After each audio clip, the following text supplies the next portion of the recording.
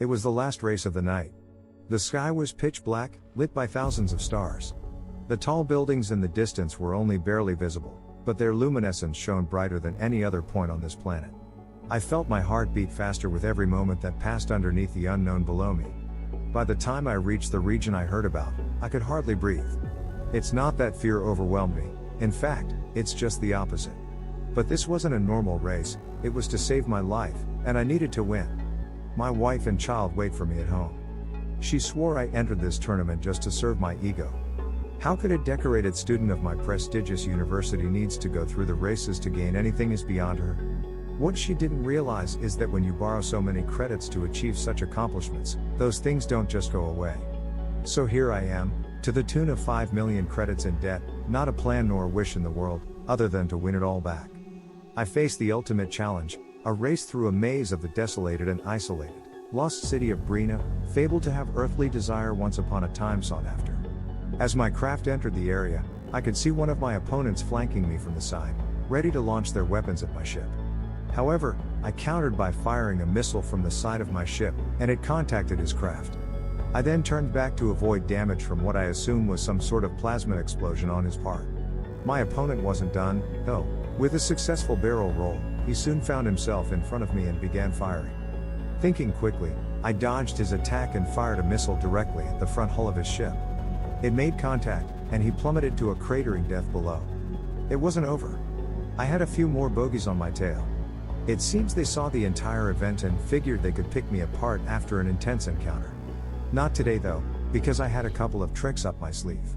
I pitched my ship down to the base of the planet, maneuvering through protrusions of steel, mortar, and other remnants of the lost city.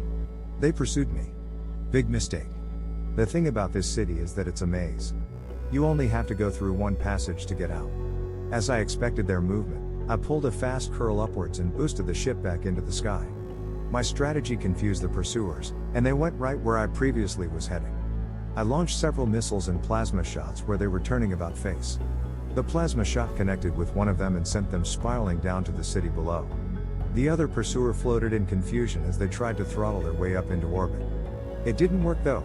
I was already there and ready to fire a rocket into the hull of their ship, ending their participation for good. My last challenger must have known what they were up against when the others perished, because they sped away after spotting me. It was my time to move in. I flew towards the desolate city with its abandoned nature surrounding me. I entered an area where it seemed there once was a population center.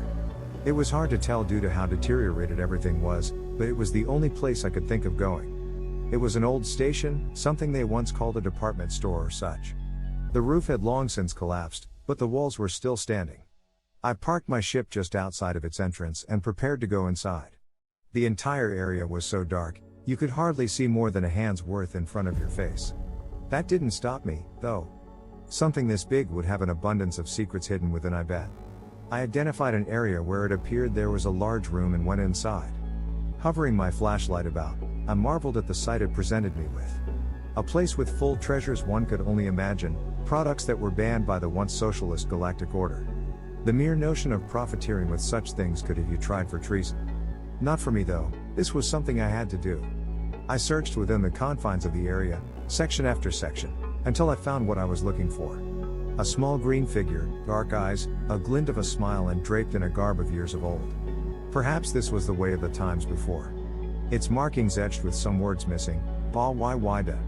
Merry Christmas, buddy, I muttered to myself, thinking about my kid back home. My eyes glanced at something in a glittering area, the words Cartier over the department's listing. I grabbed an artifact that had what I believed was my wife's favorite color. No way I could forget you, dear. I thought humorously, thinking of the irony of my situation. A wife back home thinking otherwise, but amid all the chaos, only those two filled my heart and mind. Suddenly, I heard some low engine rumblings above. It seems the lone survivor brought some friends along for the party. Placing my helmet back on, I got ready to venture back out to the reality that awaited me. Despite my odds, I found comfort in an additional need to endure. Onward to win this tournament, decimate my debts and get back to my family just in time to celebrate the holidays together. Time to go for the genuine gold. The moral of the story is that the race is what you make of it. And even the smallest of gifts can mean the most. Wishing you all happy holidays.